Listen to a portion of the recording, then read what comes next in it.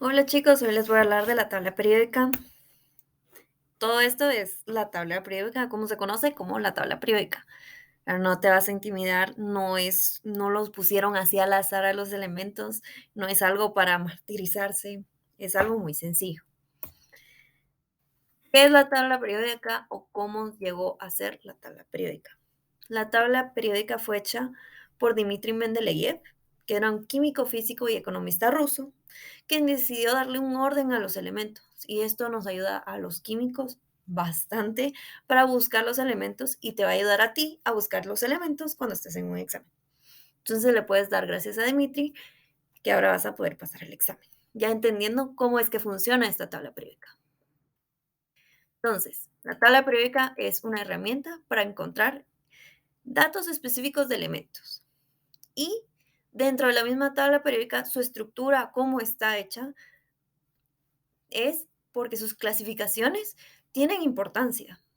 No está hecha al azar, no es por eso que tiene una forma rara como graditas aquí, sino es porque divide en clasificaciones. Y la primera clasificación es metales, no metales y metaloides. Primera clasificación, la vamos a ver ahorita, son los metales. En la primera parte está litio, hidrógeno no es un metal, por eso no está en la parte de los metales, pero está lo de litio, está plomo, cobre, plata, oro, todos estos los elementos que presentan características como brillo, conductividad eléctrica y conductividad calórica. ¿Y dónde los encuentro? Me dirás, fácil. El cobre es lo que usamos o se usa en la industria eléctrica para conducir electricidad. Está dentro de los cables. El hierro también es un elemento, que es un metal, que permite formar estructuras para edificios. Entonces, este estudio de los metales es importante porque también nos permite hacer muchas cosas a nivel químico. Siguientes son los no metales. Son todos aquellos que no se comportan como un metal. Pueden ser gases, como nuestros queridos amigos gases nobles, los Forever Alone, los que el 14 no tienen cita porque ellos son, así como dice Miley Cyrus, ellos se pueden comprar sus propias flores. Entonces, ellos son gaseosos, la mayoría. Entonces todos estos elementos, calmente, son famosos porque no se comportan como metales. Muchos de ellos no pueden estirarse, no pueden formar láminas, y aquí también está nuestro amigo carbono. Y muchos de ellos permiten hacer las estructuras de los organismos vivos. El carbono específicamente es el elemento que nos da estructura a nosotros, como a todos los animales en este hábitat, ¿verdad? Y de ahí están los metaloides. Son aquellos elementos que presentan, si se dan cuenta, son muy pocos y están justamente en la línea fronteriza entre los metales y no metales, que tienen ciertos comportamientos como los metales, pero también otros como los no metales. Digamos, el arsénico presenta su estado sólido, como los metales, a diferencia de algunos no metales. Sin embargo, el arsénico también presenta características de alta toxicidad, como los halógenos, que son el grupo 17, que son no metales. Digamos, el silicio también tiene esas características. Boro es uno de los que más es muy contradictorio porque a veces sí tiene características de metales, como metales alcalinos, como el litio y el berilio, que es un alcalino tercio. Sin embargo, no es un metal como tal porque tiene comportamientos como el carbono, como su vecino, ¿verdad? De ahí la división de la tabla periódica es por grupos. ¿Y a qué se refieren a grupos?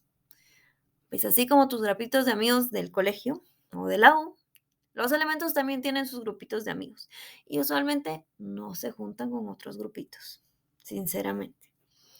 ¿Por qué? Digamos, el grupito de los alcalinos, exceptuando el hidrógeno, es el litio, el sodio, potasio, rubidio, cesio y francio, son aquellos amigos que al contacto del agua explotan. Tienen esa característica. Son metales, sí, tienen esa característica de explotar y tienen grandes características como metales muchos de ellos forman muchas sales como cloruro de sodio, que todo el mundo lo conoce como sal de mesa, cloruro de potasio es otra versión de sal de mesa. Entonces, todos estos tienen a ser eso, ser explosivos y tienen, normalmente ellos solo em, desee un electrón. También está esa característica en los alcalinos. También están los alcalino-térreos, que son la siguiente columna, que presentan ciertas características como los alcalinos, pero no muy similares. Son más estables que los alcalinos. También hay otras familias, como el escandio, titanio. Usualmente los nombres de aquí vienen del primer elemento de las familias. Cobalto, familia del cobalto, el cromo, el níquel, el cobre, zinc. Todos estos son metales y tienen comportamientos muy similares.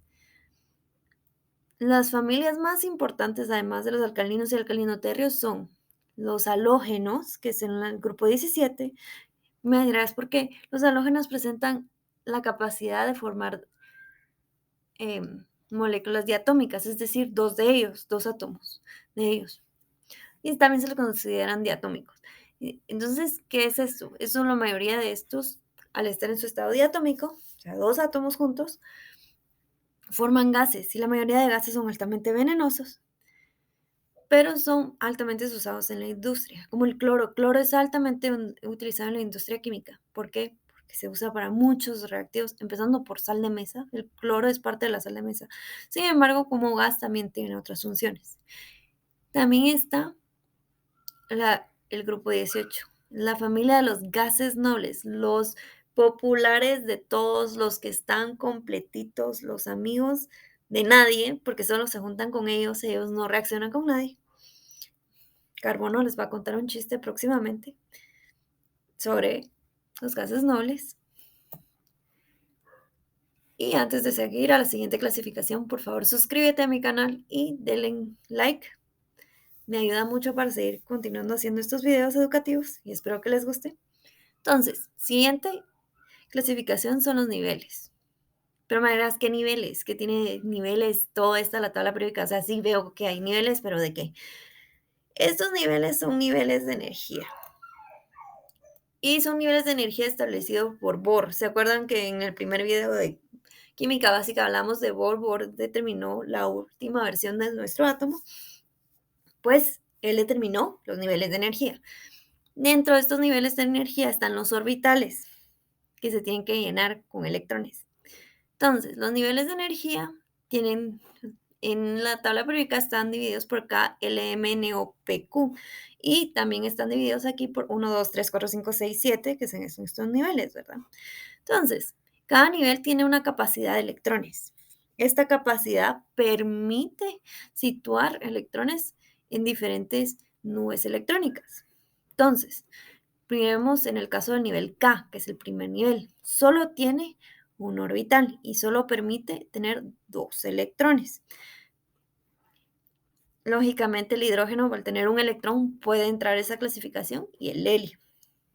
Los gases nobles, hay que tener en cuenta que todos estos gases nobles tienen los niveles de energía completos de electrones y eso es lo que les da su característica, son estables. Todos niveles de energía estables y eléctricamente neutros. A diferencia de todos los otros elementos que tienen que completar estos niveles de energía o quitándose electrones o recibiendo electrones. El litio tiene esta característica de tener 3 electrones, pero para llegar al nivel de energía más cercano, que sería el K, como él está en el L, usualmente cede un electrón a un átomo. Uno puede ser cloro, puede ser flúor, usualmente un halógeno, que son los que están acá, libera un electrón para solo quedarse con el nivel K de energía completo y ya no tener el nivel L disponible. Pero además de todas estas clasificaciones dentro de la tabla periódica también está la información específica. ¿Qué información específica? Información específica por elemento. Entonces nos vamos a ir con carbono. Carbono a mí es el elemento que más me gusta. ¿Por qué? Porque es lo que nos da estructura a nosotros. Todas las moléculas, todo lo que nos hace a nosotros, carbono. Se tiene la teoría que aquí silicio, que está abajo, puede ser también un elemento que puede hacer una estructura para ciertas formas o formas de vida, ¿verdad? En otros planetas. Si ustedes ven Star Trek o Star Wars, yo soy fan de Star Trek más que de Star Wars, pero no importa, en Star Trek o Star Wars siempre hay una criatura que parece como gelatina. Entonces se tiene la teoría que los elementos, pues las criaturas en otro universo, en otro planeta, pueden tener esta base de un elemento estructural de silicio dándoles esta estructura gelatinosa. Pero eso es una teoría. Sin embargo, regresando a carbono. Carbono es nuestra estructura. Él nos permite tener nuestras estructuras, nuestros huesos, nuestro cuerpo, nuestras feromonas para este 14 de febrero, todos esos. Entonces, carbono. Entonces me dirás, tiene un montón de información, un montón de numeritos y yo no sé qué son. Pero tranquilo, carbono, aquí te voy a explicar un poquito. Carbono tiene su nombre. Obviamente iba a tener el nombre del elemento. En la tabla periódica siempre está su nombre. Y coincidencia, no lo creo, tiene un símbolo. Pero el símbolo, a veces el símbolo no es igual que la primera letra del elemento. ¿Y qué me refiero con eso? Uno de los ejemplos más comunes es el azufre. El azufre en español empieza con A. Sin embargo, el símbolo es S. ¿Por qué? Porque en su nombre latín viene con S, sulfuro, sulfur o un nombre similar. Es igual que en inglés sulfur o en francés sulfure. Entonces, S. Otro elemento que tiene esta característica que el símbolo no coincide con el nombre es la plata. Plata, P, ¿verdad? Pensaría uno P, pero P es otro elemento. Plata se escribe AG, que es igual que en francés, que es l'argent, argent, AG. Entonces, hay diferentes elementos con diferente nombre y diferente símbolo. En el caso de carbono, gracias a Dios, sí son similares. Así que no uses el nombre del elemento como tu base de qué símbolo es el que es el elemento, ¿verdad? Y siguiente es el número atómico. Pero antes de continuar con el número atómico, por favor, suscríbete y dale like a este canal, a este video. Espero que les guste. Entonces, el número atómico. El número atómico es una fumada, no. ¿De dónde viene? Del mismo átomo. Aquí está nuestro amigo carbono. Y nuestro amigo carbono presenta 6 protones. Entonces, mi gas también presenta 6 electrones y 6 neutrones. No en todos los casos presenta 6 electrones y no en todos los casos presenta 6 neutrones. Existen versiones de carbono con más neutrones que se llaman isótopos. Entonces, no nos podemos fiar por electrones ni neutrones, es por protones. La cantidad de protones determina un elemento, es decir, es como la marca de agua de cada elemento. Es necesario contar protones para el número atómico. Entonces, carbono tiene, si nos damos cuenta, 6. 1, 2, 3, 4, 5, 6 protones. Entonces, su número atómico es 6. De ahí viene el peso atómico. ¿Y de dónde sale el peso atómico? ¿Se acuerdan que te dije que existían isótopos? Los isótopos varían en la cantidad de neutrones presentes en los átomos. Está carbono 12, carbono 13 y carbono 14. ¿Y eso qué significa? Que los carbonos estables o el común tiene 6 protones y 6 neutrones, que representan el 98.89% de los carbones en el mundo. Sin embargo, también está este isótopo 13 que presenta un neutrón más y solo representa el 1.10% de los isótopos. Y también está el más inestable y con mayor radioactividad, el carbono 14, con 2 neutrones más que el carbono normal, que es el carbono 12. Por eso se llama carbono 14. Y su porcentaje es muy poco en la naturaleza. Entonces, el peso atómico es el promedio de cada uno, ¿verdad? Así nos damos cuenta, el promedio es del carbono 12, su peso es 12 unidades, el de isótopo 13 es de 13 unidades, el carbono isótopo 14 tiene 14 unidades. Entonces, haciendo el promedio, nos damos cuenta que en el porcentaje el peso atómico es alrededor del 12.01%, que es lo que realmente nos están dando aquí. Normalmente para los elementos se obvia mucho el peso del electrón. ¿Por qué? Porque el electrón tiene un peso muy bajo y es poco significativo. Pero en la tabla periódica ya te lo da el peso del átomo. Entonces, ¿para qué ir a buscarlo? ¿Para qué ponerte a escribir una gran ecuación y buscar qué isótopos hay, sí ya te lo está dando. De ahí están las valencias. ¿Y qué es valencia? Es el número de electrones que debe ceder o recibir un elemento químico para completar su último nivel de energía. Entonces, carbono tiene la característica, puede ser valencia 2 o valencia 4. El más común es valencia 4, con muchas estructuras. Y el de valencia 2, que es como el monóxido de carbono, que presenta 2 enlaces. Usualmente siempre hay un tercer par de electrones que está volando entre los átomos, pero normalmente se forma 2 enlaces. Y el de valencia 4, el ejemplo más conocido es el metano, porque presenta la unión de 4 hidrógenos al carbono, presentando esta estructura. Después está la configuración electrónica. Miras qué es la configuración electrónica y veo o sea, si álgebra me costó, esto tiene números y letras, no, pero no es tan difícil. Tienes este árbol, este es el árbol de configuración electrónica, es decir, los orbitales y niveles de energía. Entonces, cada uno es el nivel de energía 1, 2, 3, como se me recuerda en la tabla periódica que había KLMN, también estaba por grupos 1, 2, 3, 4 hasta llegando a 7. Entonces, también están los niveles, los orbitales que están dentro de estos niveles de energía. Entonces, en el primer nivel que se recuerdan era K, lo voy a escribir aquí. Este es el primer nivel, K, y este es el segundo nivel, que es el L. Ya teniendo estos dos niveles, se recuerdan, K solo puede 2 electrones, 2, y L solo puede 8 electrones. Y recordemos que nuestro amigo carbono solo tiene 6 electrones. Entonces los siguientes niveles ya no nos sirven, pero si quieren aquí está el M, el N, el L, el O y el P. Ups, esta P está fea, pero esos son los niveles. Regresando a los niveles de energía, recuérdense, el carbono está en el nivel L con 6 electrones. Vamos a borrar y regresemos al puntero. Entonces, ¿cómo es que se miran estos niveles? S tiene capacidad de 2, igual que 2S, 2. Los S tienen capacidad de 2, los orbitales S tienen 2 electrones, o sea, su capacidad máxima.